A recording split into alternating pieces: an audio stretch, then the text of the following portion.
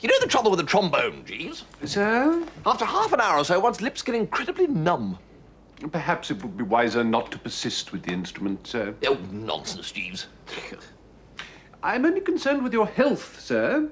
The numbness of which you speak may be a symptom of some deeper malady brought on by overexertion of the labial and maxillary muscles.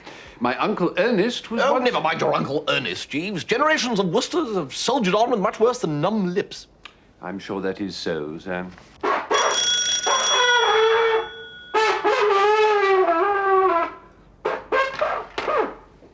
Mr. Mangelhofer, sir. Good morning, Mr. Wooster. Ah, good morning, Mr. Mangelhofer.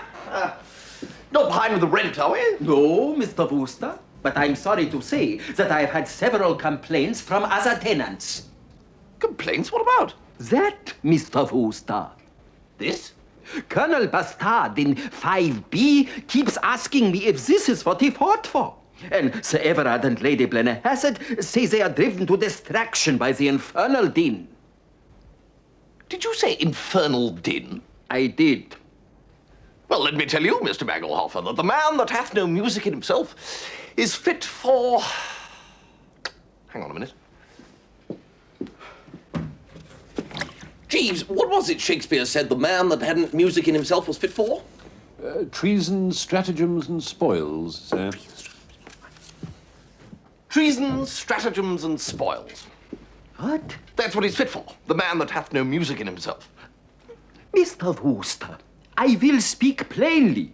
Either you cease playing that instrument, or you must leave. Jeeves, unpleasantness has reared its ugly head in the West One postal district. Indeed, sir. Also, a notable lack of give and take and a complete absence of the neighbourly spirit. Complaints, Jeeves, have been lodged about my trombone. Good heavens, sir. The ultimatum is either I chuck playing it or leave. Very well, then. We shall be well rid of these bustards and Blennerhassets. I shall leave them without a pang. You are proposing to move, sir? It is my intention to retire to the depths of the country for the summer. There, in some old-world sequestered nook, I shall find a cottage and resume my studies.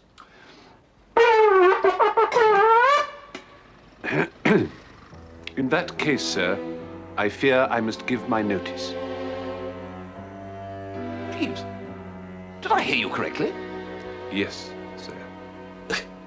You would actually consider leaving my entourage? Only with the greatest reluctance, sir. But if it is your intention to continue with that instrument within the narrow confines of a country cottage... Jeeves, you say that instrument in an unpleasant, soupy voice. Do I take it that you dislike the trombone?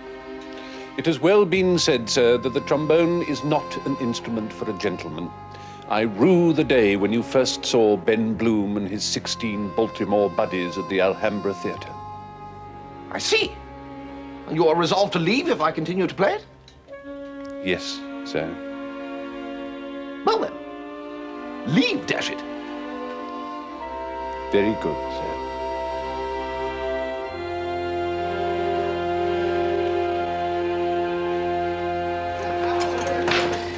I know you own most of Devon, Chubby. Well, not for long, I hope. Chuffnell Hall is up for sale. Good Lord. The old homestead, but why? I'm broke, Bertie. Completely and utterly bought and sold and done for. Came up third class this morning. Good Lord. But you still own the village. Yes, cost me a fortune. Well, the reason I asked, Chuffy, is that I want to take a cottage in the country somewhere. Can you let me have one? I'll give you a choice of half a dozen. Oh, that's wonderful, Chuffy. Well, we'll be able to see something of each other for a change. Like 2 loaves for lunch most days. Yeah, thanks. What has Jeeves got to say about all this? Shouldn't have thought he wanted to leave London. Jeeves has nothing to say on this or any other subject. We have parted brass rags. What? From now on, Jeeves will take the high road, and I will take the other one. He had the immortal line to tell me that if I didn't give up my trombone, he would resign. Well, I accepted his portfolio. Well, well, well. You can push a Wooster just so far, Chuffy. Very good, Jeeves, I said to him. I shall watch your future career with considerable interest. And that was that. Well, well, well. Good Lord, look at the time. Got to see my bank manager at 4 o'clock. Any objection to my looking in on Jeeves on the way? Just to say goodbye. No, and whatever. Just follow the green line. It's a bad time of year for valets, Mr. Wooster. Really? Ah, Duxbury. Oh, no. Must be musical, you said. Duxbury left Lord Belstead's employ when his lordship got a kazoo from a Christmas cracker. The tootling was unbearable, he said. Perhaps something has come in this morning. Yes, Mr. Henbury. Mr. Wooster requires a new valet, Miss Daly. Has anything recently come in? No, Mr. Henbury, I'm sorry. There is Mr. Brinkley, of course. Brinkley? Of course. Mr. Wooster, you're in luck. Oh, good.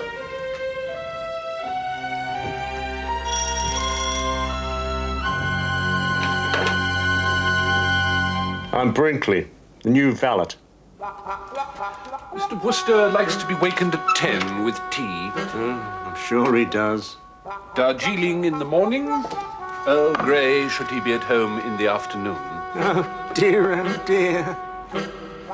Evening wear formal, evening wear informal. Tweed jackets. Enough clothes, hasn't he? Very nearly. And Mr. Wooster is most particular that they be kept pressed, clean, and mended at all times. I'm not a machine, you know. I hope he realises that.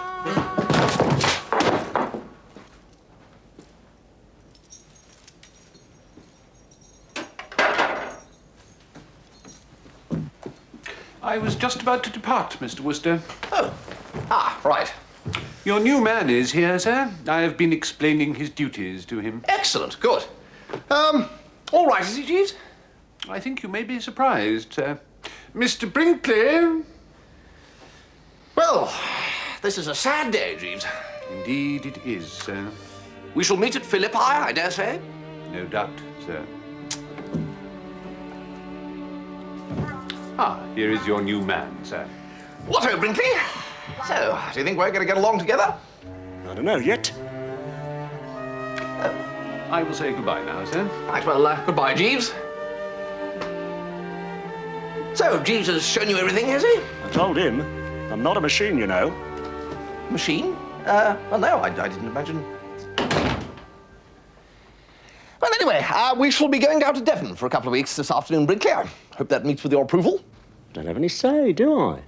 Yes, I see what you mean. Well, let's get packed and hie us thither, shall we?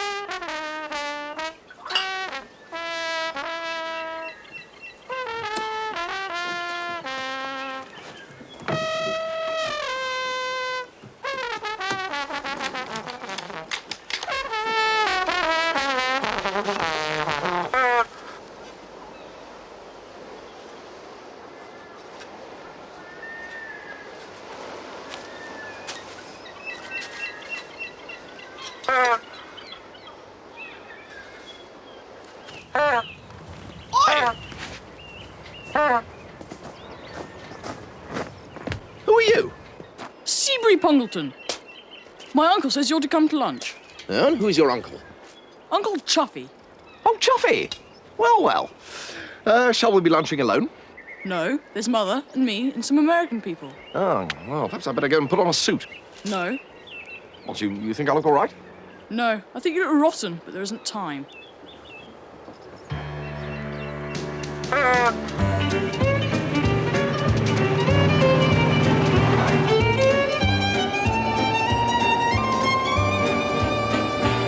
Can you give me 5 shillings?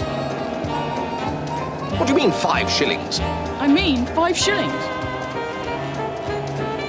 Yes, but what I want to know is how we've got onto the subject. I mean, we were having a nice quiet drive, and you suddenly go and introduce this 5 shillings motif. I want 5 shillings.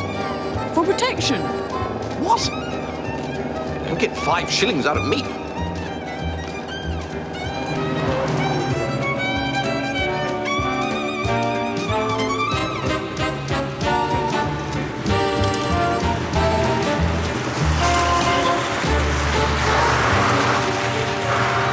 Hello, Bertie. Well, hello, Chuffy.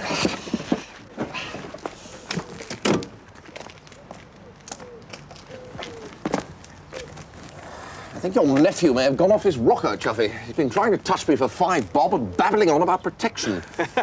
He's been watching gangster films. Goes around collecting protection money from everyone. I don't know what the use of today is coming to, Chuffy. Ah, well, here's his mother, my sister, Myrtle Pongleton. Myrtle, this is Bertie Wooster. Seabury's been trying to con 5 bob out of him. Oh, he means well, Mr. Wooster. He only takes from each according to his means.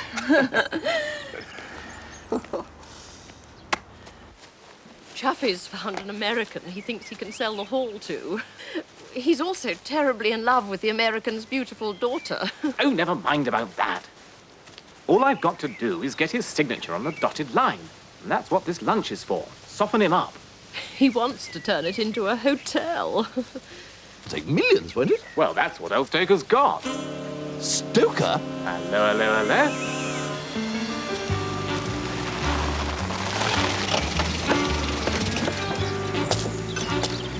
What a dump!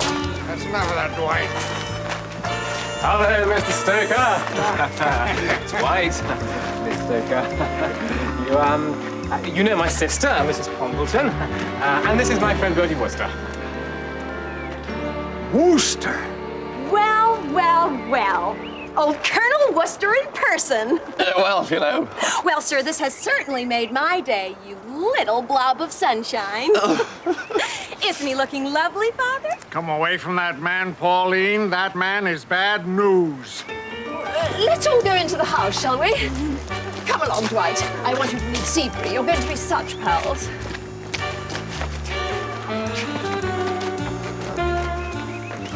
This way, Mr. Stoker. Seabury! I didn't know you knew these people, Bertie. Yes, I met them in New York, just casually. See, I thought Pauline's manner was rather warm. Really? Well, that's the American way, you know. Well, I mean, she behaved as if you were great friends. No. She goes on like that with everyone. Big-hearted, you see. Well, she does have a delightful, generous, spontaneous, impulsive sort of nature, doesn't she? Absolutely, yes. And, beautiful, too. Is she? Is she really? Well, I hadn't noticed, Chuffy. Do you know, I think it might be best if I didn't join the throng at the luncheon table. Got a bit of a headache. Are you sure? Well, I'd better go in. Right.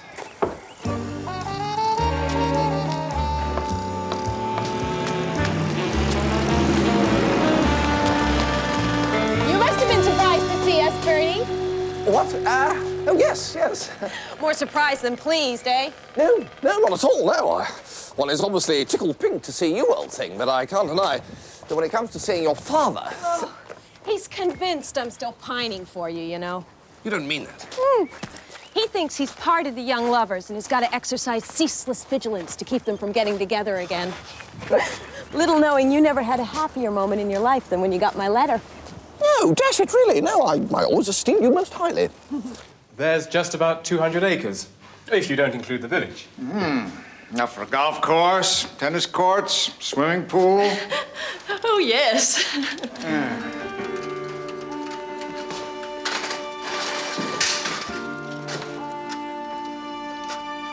I've got 3 like this at home.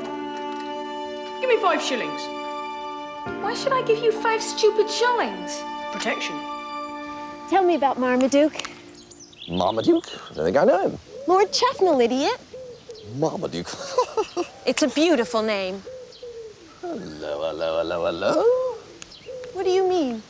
Well, no one would say that Marmaduke was a beautiful name wantonly and without good reason. All right. Less of the Sherlock stuff. I'm not trying to hide anything. Uh-huh. You love this, excuse me, this Marmaduke? I'm dippy about him, Bertie. Don't you just worship the way his hair sort of fluffs up at the back? My dear girl, I have better things to do than go about staring at the back of Chuffy's head. The front's bad enough. However, be prepared for tidings of great joy. I'm a pretty close observer, and a certain bulbous look in the old boy's eyes when a recent conversation happened to turn in your direction convinces me that he is deeply dippy about you, too. I know that, you chump. Do you think a girl can't tell? He's obviously crazy about me, but not a yip from him. I sometimes feel that he was a king in Babylon when I was a Christian slave. Really? Well, you know best, of course. Very doubtful I'd have said myself. You're a friend of his. You could give him a hint. Tell him there's no need for cold feet. It is not cold feet. It's a matter of delicacy. We men have our code in these matters. We feel that it ill beseems us to make a beeline for a girl like a man charging into a railway restaurant for a bowl of soup. What nonsense! You asked me to marry you after you'd known me 2 weeks. Oh, but there you were dealing with one of the wild Woosters. Yes, it reminds me of a time when... Excuse me, miss. Yes, Jeeves, what is it? Jeeves! You've come back! Yes, well, Jeeves, you acted rashly, but I shan't hold it against you. The new man, Brinkley, is not entirely satisfactory. Beg pardon, sir. I came to tell you that luncheon will shortly be served, and to say that Mr. Stoker was inquiring about Miss Stoker's whereabouts. Oh, Lord. Yes, but... I'm here in the capacity of Lord Chufnell's personal gentleman, sir. You mean... You're working for Chuffy? Yes, sir. His lordship engaged me after you had informed him of my availability. Good Lord, Jeeves. Quick off the mark. His lordship was kind enough to say that a good man is hard to find, sir. That's true, God knows. Look, I better push along before my father starts getting suspicious. Don't forget, Bertie, will you? A little hint in a certain person's ear? The matter shall receive my promptest attention. I don't know where that girl got to. You don't suppose she's with that Wooster, do you? Oh, Bertie? No, shouldn't think so. No, he's gone. Asked me to apologize. She knew him in New York, did she? Knew him? Huh. Pauline only went and got herself engaged to him. And if I ever see that degenerate hanging around her again, I will not be responsible for my actions.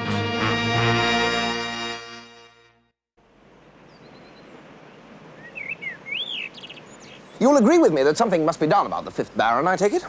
I beg your pardon, sir? Oh, come, Jeeves. You know what I mean? As well as I do. He's potty about her.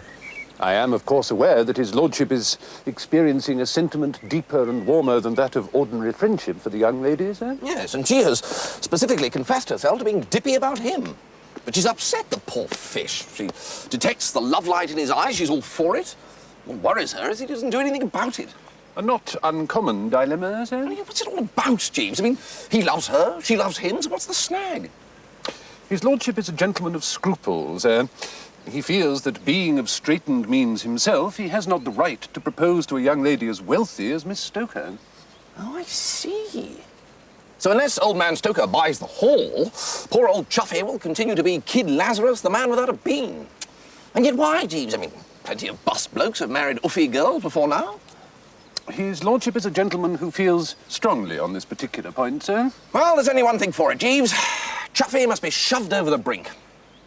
I do not quite follow you, sir. What he needs is a jolt. If he thought that there was a grave danger of some other bloke scooping her up, well, wouldn't that make him forget those dashed silly ideas of his and charge ahead, breathing fire through the nostrils?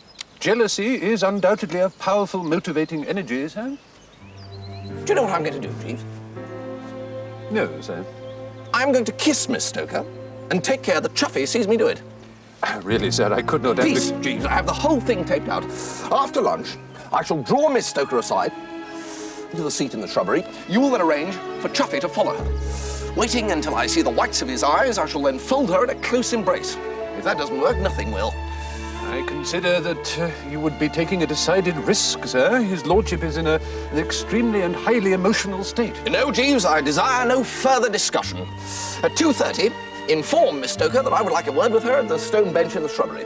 At 2:31, inform Lord Chuffnell that she would like a word with him. The rest you can leave to me. Very good, sir.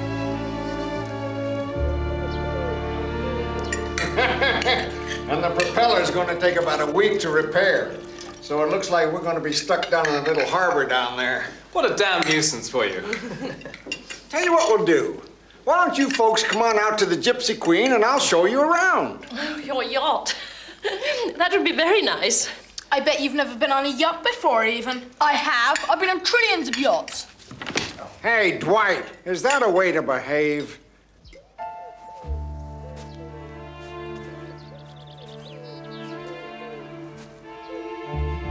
Give me 5 shillings! I won't give you 5 stupid shillings! Don't run, Seabury dear. You might hurt yourself.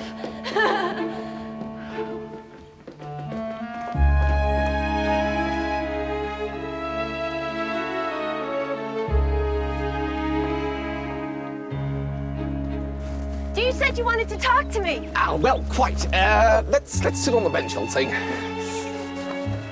Right. That fella Jeeves, does he come with a house? I sure would like a fellow like that to look after me. Well, you haven't agreed about the house yet. Oh, sure we have. You got yourself a deal. You're going to buy it? Absolutely. Where's Pauline? I don't know. You sure that Wooster fellow has left? Absolutely. Pardon me, your lordship, but Miss Stoker was asking for you. She's in the shrubbery. Oh, I'll go. It was Lord Chuffnell she particularly asked for. Oh, nonsense. Of course you'll want to see her old daddy. Dashed funny thing, love. Did you bring me all the way out here to tell me that love's a dashed funny thing? Well, no. What I want to know is why did that child demand 10 shillings from me? Oh, I wouldn't worry about that. Right. This is it. What are you doing? Bertie! Wooster! Ah! What in Hades do you think you're doing? Well, I think he's got a touch of the sun, Daddy. He'll have a touch of my boot if he starts all this again.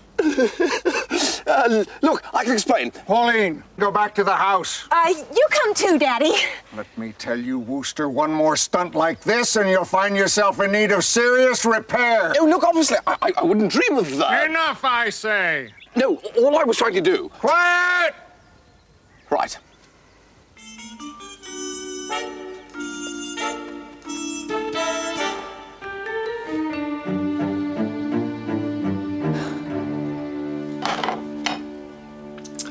So, all in all, Brinkley, not the most successful of Bertram's stratagems. How do you mean? Well, it didn't work.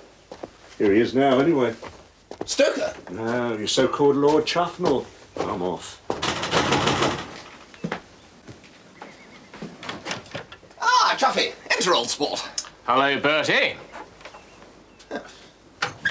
Something amiss, Chuffy? Why didn't you tell me you'd been engaged to Pauline Stoker?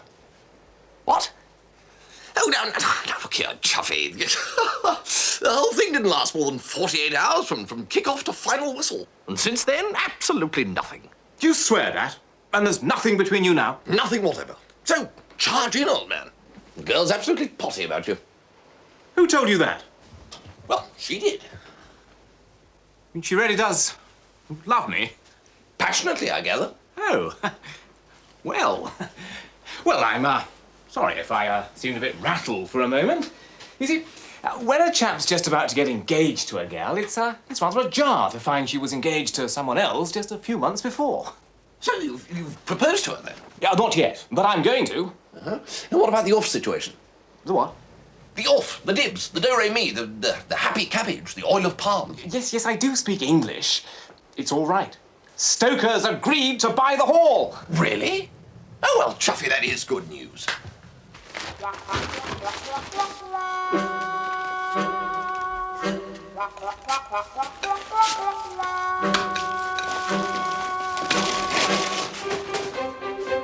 I'm going to pop the question tomorrow. We've been invited out to the yacht. Wonderful. Well, Chuffy, I hope you'll be very, very happy. I can honestly say that Pauline is one of the nicest girls I've ever been engaged to. I wish you'd stop harping on about that engagement. I'll never lose sight of the fact, Chuffy, that the betrothal only lasted 2 days, during both of which I was in bed with a nasty cold. She must have had a wonderful time being engaged to you. What on earth made her accept you, I wonder? I don't know. I once consulted a knowledgeable pal, and his theory was that the sight of me hanging around like a loony sheep awoke the maternal instinct in woman. There may be something in this.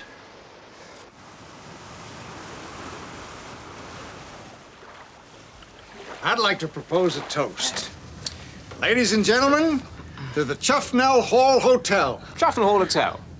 This is just my room. There's loads more. My uncle gave me a horse for Christmas. We had a dance once in the main saloon.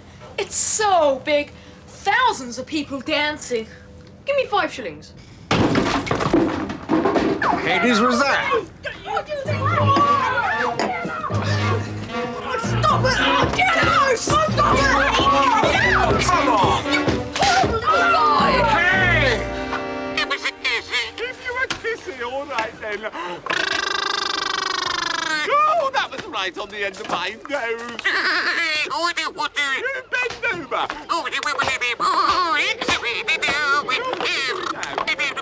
Bye-bye.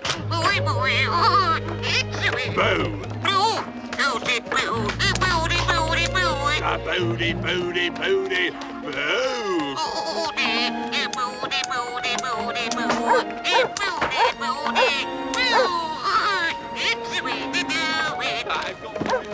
I say, Jeeves. Good afternoon, sir. Something amiss. The Chuffnells look like a French army who've just got to Moscow and discovered its early closing day. The simile is an apt one, sir. Go straight to your room and stay there, you horrible little child. But he was only... Oh!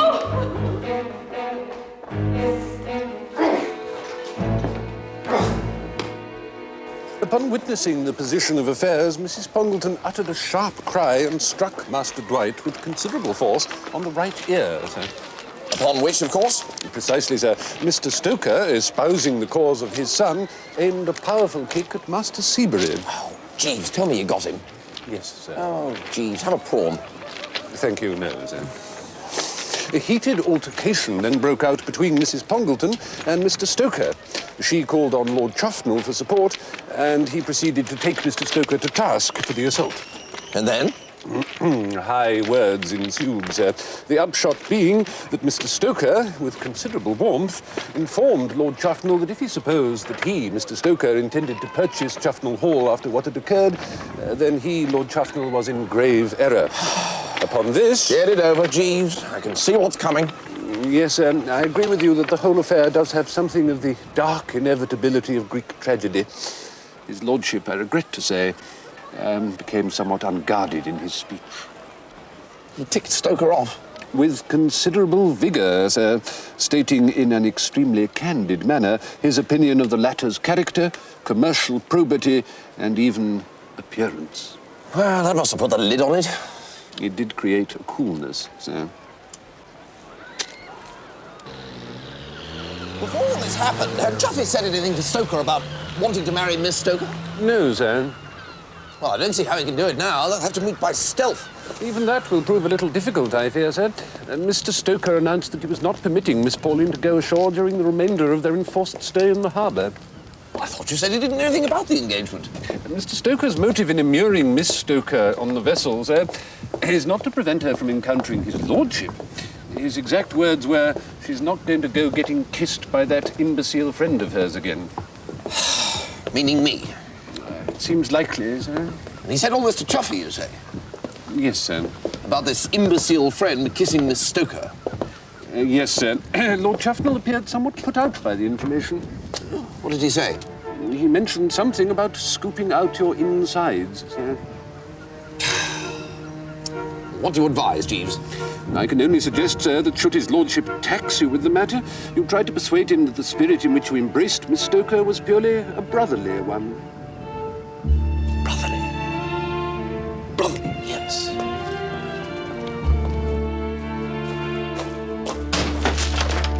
Here, where is he? Oh. Your master.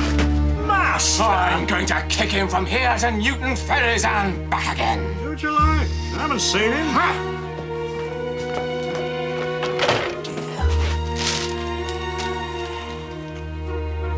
Good afternoon, my lord. You haven't seen a rather... there he is. Chuffy, old man. Skulking in here, eh? Skulking? Oh, Jack, no, far from it.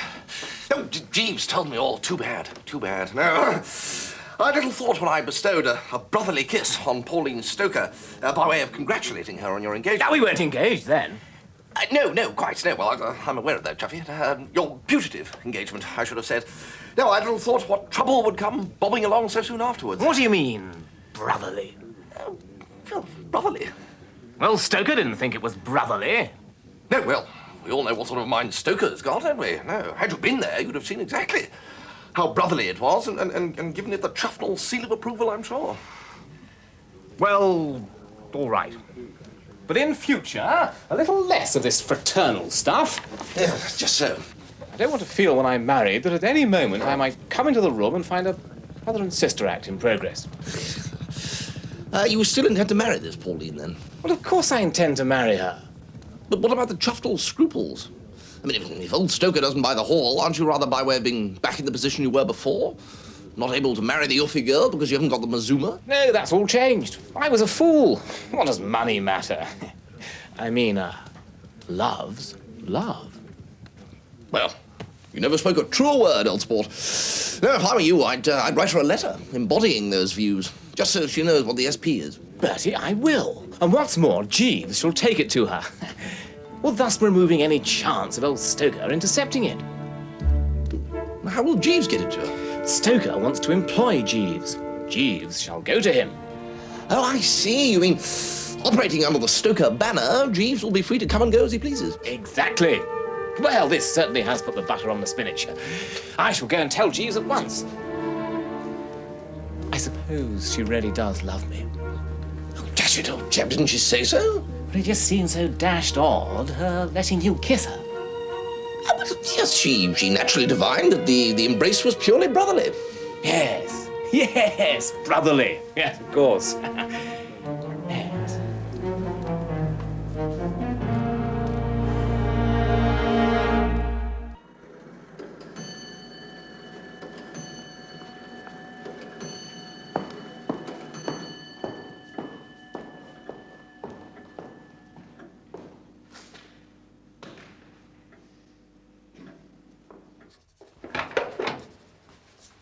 There you are, Jeeves. You ready for the off? I've nearly finished the letter. I've stuck more or less to what you suggested. More or less, sir? Well, some of it was a bit too, I don't know, soppy. You'll pardon me for saying so, sir, but soppiness is at the very heart of the successful love letter. Without a sufficient degree of soppiness, there is a danger of the communication being laid aside by the recipient to be read at some future date, together with the gas bill, sir. Well, the only bit I left out was that bit about her name being twined round my heart like roses round a cottage door. Oh, pity, sir. An old favourite, perhaps, but it still has the capacity to move, given the appropriate march of events. Well, I just couldn't bring myself to it, Jeeves. Very good, sir. And, I hope you'll be very happy in your new employment. Thank you,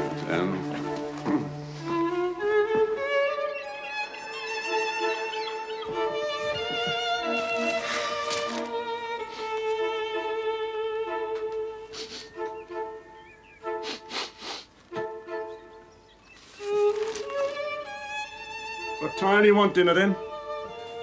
Dinner? Oh, about 8:30, I should think. Thank you, Brickley. Right. Oh, light the lamp for me, will you? What? That thing? I suppose so.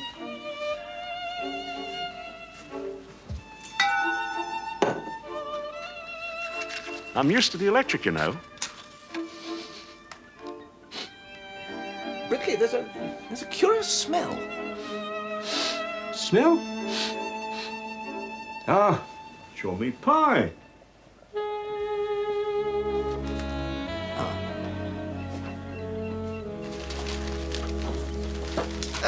Brickley, look, there's been a slight change of plan. I've just remembered that my uncle's not very well. What uncle? What? Reginald, if you must know. So I think I'll just, What about your pie? Oh, I haven't got time for that. You help yourself. I'm not eating that.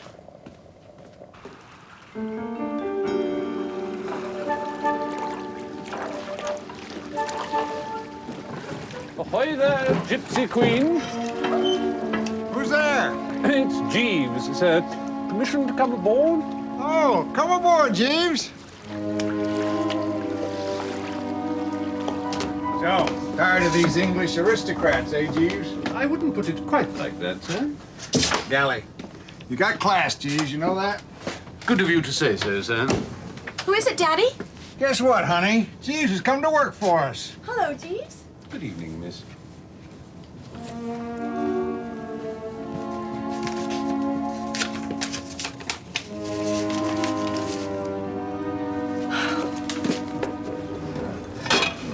Both the breaths are? And the legs.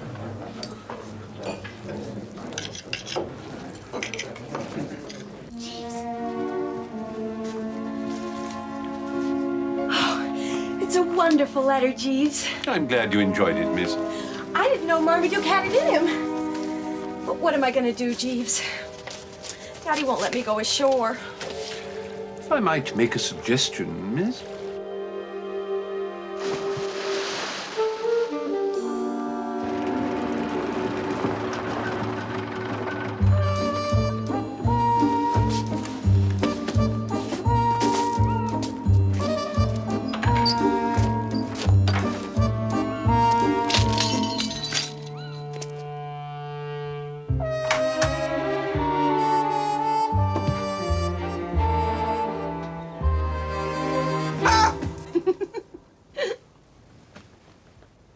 What are you doing here? Hello, Bertie. You're in my heliotrope pajamas. I know. Well, they suit you, I must say. Thank you. What on earth is this? It's my swimsuit. You swam ashore from the yacht? Yes. Why? You know, Bertie, you ought to be in some sort of home. I am. My own. The point I would like to thresh out is what on earth are you doing here? What on earth did you want to kiss me like that for in front of Father? I thought he was Chuffy. You thought my father was Marmaduke? The idea was to let Chuffy observe you in my embrace and thereby get him keyed up to propose to you. You know, there's a sort of woolly-headed duckiness about you, Bertie. If I wasn't so crazy about Marmaduke, I could easily marry you. No, don't even dream of it. No, it's all right. I'm going to marry Marmaduke. Ah, well, now we come right back to it. You swim ashore from the yacht. Why? You break a window and dump yourself in my little home. Why? Because I wanted somewhere to lie low till I could get clothes, of course. I can't go to the hall in a swimsuit. You came ashore to get to Chuffy. Your man Jeeves said you'd be delighted to help. Oh, he did he? Bertie, you sound annoyed. Well, I am annoyed. A reputable boulevardier like myself, whose license has never been so much as endorsed, can scarcely be blamed for looking askance at girls in heliotrope pajamas in his bed. You're making a fuss about nothing. All I wanted to... What was that? It's Chuffy. It's Father. We'll hide. Yeah, you best go downstairs. I'll see the light. See the light?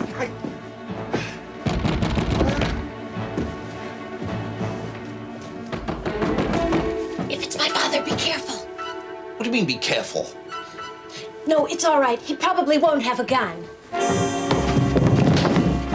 Go on!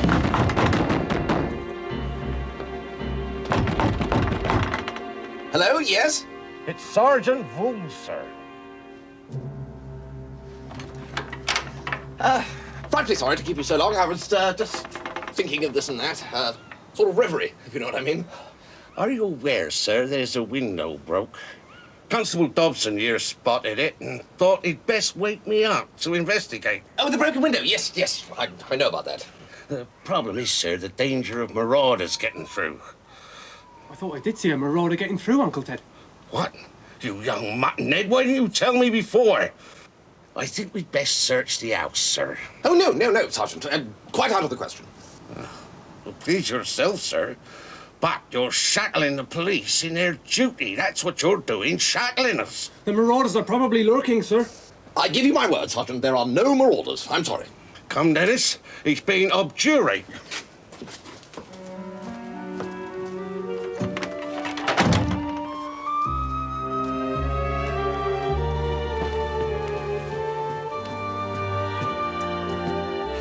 Who was it? The constabulary. Apparently they saw you getting in. Oh, what a lot of trouble I'm giving you, Bertie. No, only too pleased. No, well, I'd better be pushing along then. I'm going to sleep in the potting shed. Oh, Bertie, isn't there a sofa downstairs? There is. Noah's. He brought it ashore on Mount Ararat. No, I'll be better off in the potting shed. Don't worry, old thing. We Woosters can rough it when it comes to giving two fond hearts a leg up.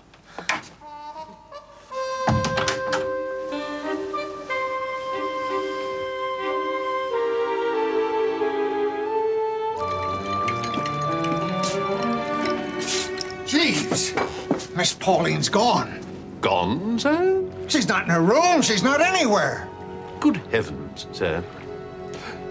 You don't think that she could have gone ashore to see that Mr. Wooster, sir? Wooster? Of course. I knew it. Perhaps we should go ashore to search for her, sir. Good idea, Jeeves. Come on.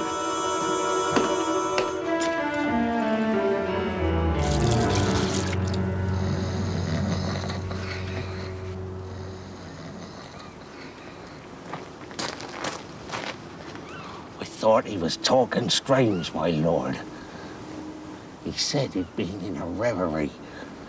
Then Constable Dobson sees him going into the potting shed.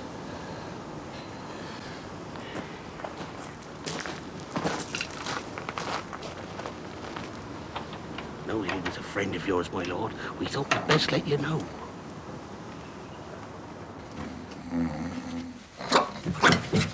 What? It's all right, Bertie. It's me. Sergeant Voules is worried about you. Brought me along to have a look. Well, Sergeant Voules is an ass. Begging your pardon, sir. I thought he was acting peculiar. We must admit it is a bit peculiar, Bertie. Sleeping out here, I mean. Yeah, well, there was a spider in my bedroom. A spider, eh? Ah. Pink? Well, pinkish. With stripes. It's all right, Sergeant. Nothing to worry about. He's simply as tight as an owl. We better get into bed. No. It's all right, Bertie. We understand.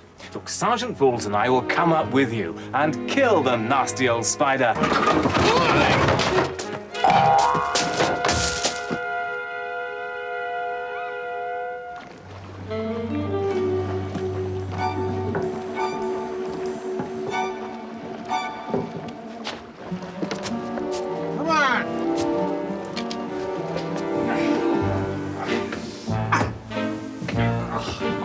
What happened?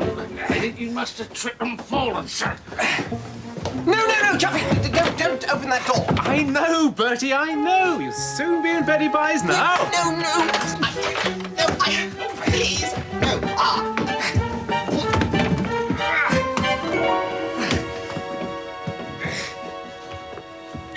Oh, right. Right, sir, into Betty By's. Yes.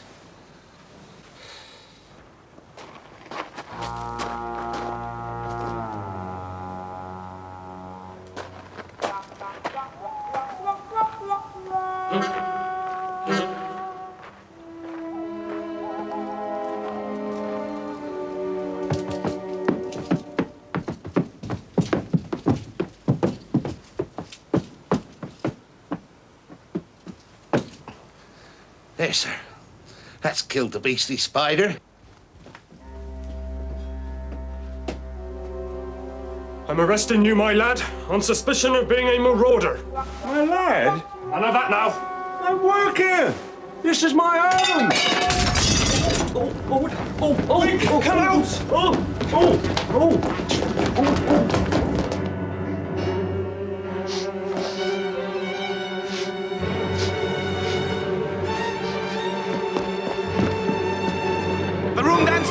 on fire! Come on! I'm coming, my lord. Come on, Sergeant. Dennis, if you're down there, fetch the fire brigade.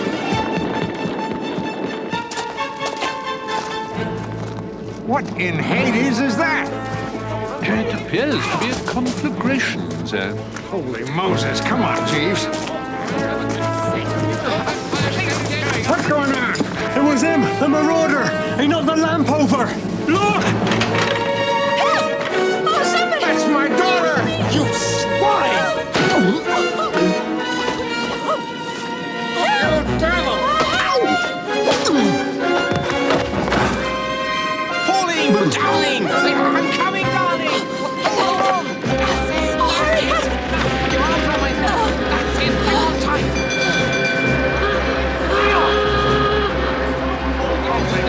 Come on, Jeeves. Come on, steer over. Look sharp,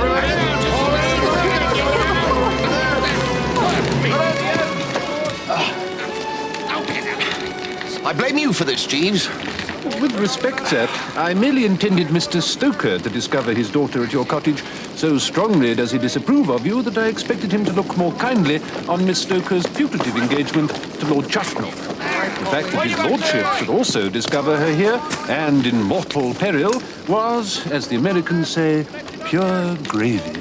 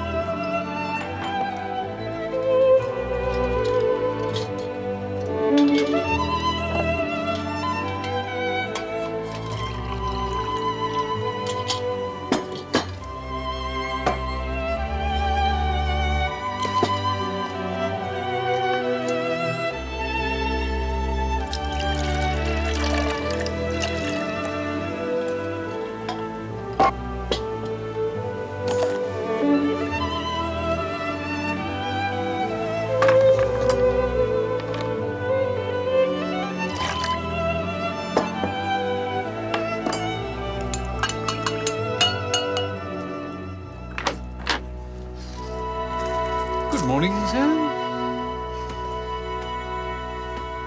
Ow, Jeeves. Your tea, sir. Oh, thank you, Jeeves. What sort of a day is it? Warm, sir. A slight breeze from the southeast and some high cirrocumulus to the west. I've taken the liberty of preparing the car for the journey, sir. Will you drive or shall I? Drive, Jeeves? Journey? To London, sir. Wait a minute. Are you back with me, Jeeves? If that's agreeable to you, sir, yes. Neither Mr. Stoker nor Lord Chuffnell feel themselves quite able to measure up to the required standard.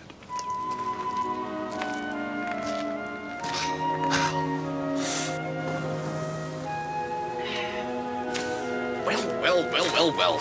London, eh? The drones for lunch, dinner at Quag's. Indeed, sir.